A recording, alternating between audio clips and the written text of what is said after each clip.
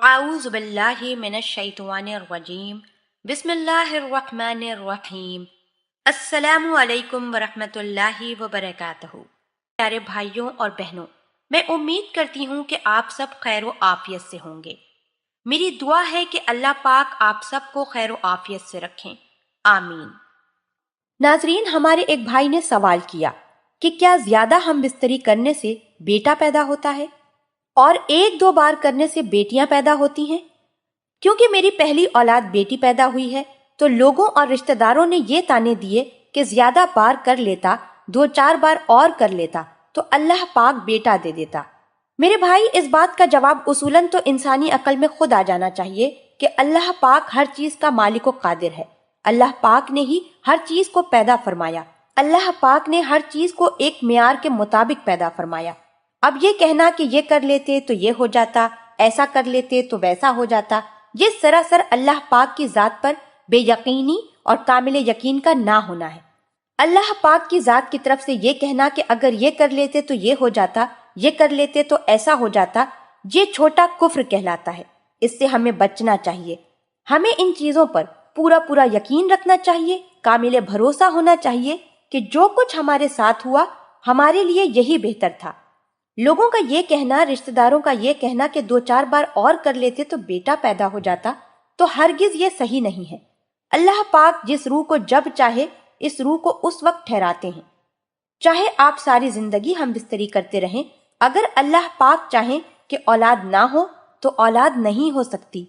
और अगर अल्लाह पाक चाहें कि एक दफा के करने से अल्लाह पाक इतनी बरकत डाल देंगे कि कभी कभी जुड़वा बच्चे पैदा होते हैं और कभी कभी 3 बच्चे एक साथ पैदा हो जाते हैं।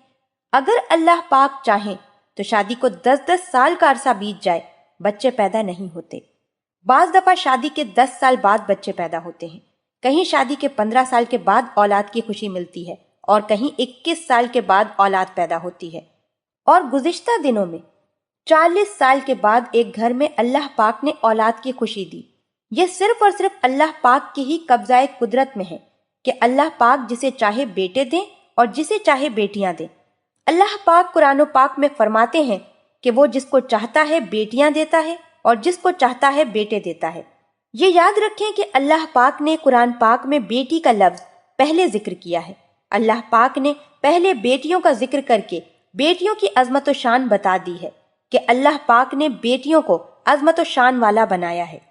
सिर्फ बेटों का होना यही कामयाबी और खुशियों की जमानत नहीं है, बल्कि अल्लाह पाक ने बेटियों को भी ऐसा बनाया।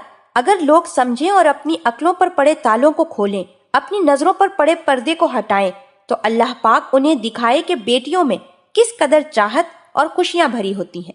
लिहाजा ये अकीदा रखना कि ज्यादा हम बिस्तरी करने से बेटा पैदा होगा, तो ये बिल्कुल बातिल और गलत अकीदा है।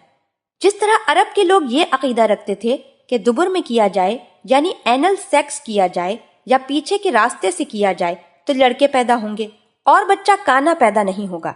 ये बिल्कुल इसी बातिल अकीदे की ही तरह बातिल अकीदा है जिस तरह ज्यादा हम बिस्तरी करने से लड़के पैदा होंगे।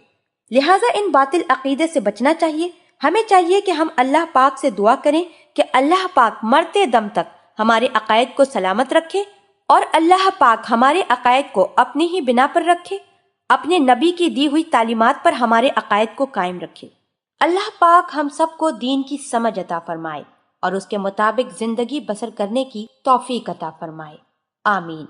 आपसे गुजारिश करती हूँ कि आप हमारे चैनल को जरूर सब्सक्राइब कर लें। सब्सक्राइब के साथ साथ हमारी वीडियो को लाइक भी कर दें। अल्लाह पाक आप सबको अपने हिफ्ज़ व अमान में रखे, आमीन।